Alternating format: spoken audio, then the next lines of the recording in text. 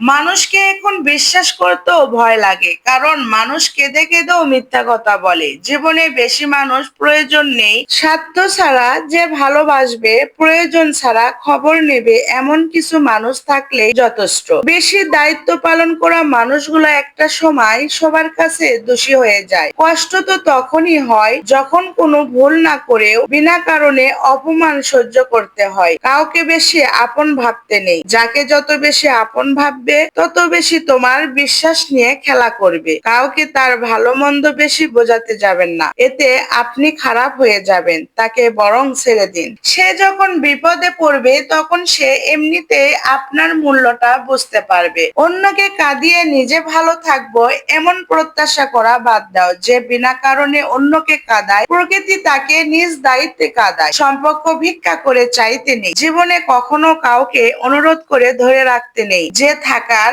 এমনিতেই থাকবে। ভিক্ষা করে কখনো কোনো দিন ভালোবাসা হয় না, ভিক্ষা করে কখনো কোনো সম্পর্ক ধরে রাখা যায় না, সত্যই রাখা যায় না। রবি ঠাকুর বলেছিলেন, ঘরের মধ্যে তুমি যত খুশি কাঁদো, কিন্তু দরজা সবসময় হাসি মুখেই খুলবে, কারণ যদি কেউ দেখে নেয় তুমি ভেঙে পড়েছো, তবে সে তোমার আরো ভেঙে দিয়ে যাবে। আমি সম্পর্ক নামক এই ব্যাপারটাকে ভয় পাই। আমি ভালোবাসার বিনিময়ে ভালোবাসা পাবার আবদারকেও এখন ভয় পাই, কারণ মানুষ তার নিজের সুবিধা অনুযায়ী ভালোবাসে, নিজের সুবিধা অনুযায়ী ছেড়ে যায়। এটা হচ্ছে আজকালকার সম্পর্ক। ভালোবাসা ও বন্ধুত্ব সঠিক মানুষের সাথে হলে জীবন বদলে দেয়, আর ভুল মানুষের সাথে হলে জীবন শেষ করে দেয়। ভালোদের মাঝে ভালো হয়ে থাকা সহজ, কিন্তু খারাপদের মাঝে ভালো হয়ে থাকাটা সব চাইতে কঠিন। সম্মান দাও, কিন্তু এতটা দিও না, কিন্তু এতটা দিও না যাতে তোমার সম্মান চলে যায়। অবহেলা তখনই শুরু হয়ে যায় যখন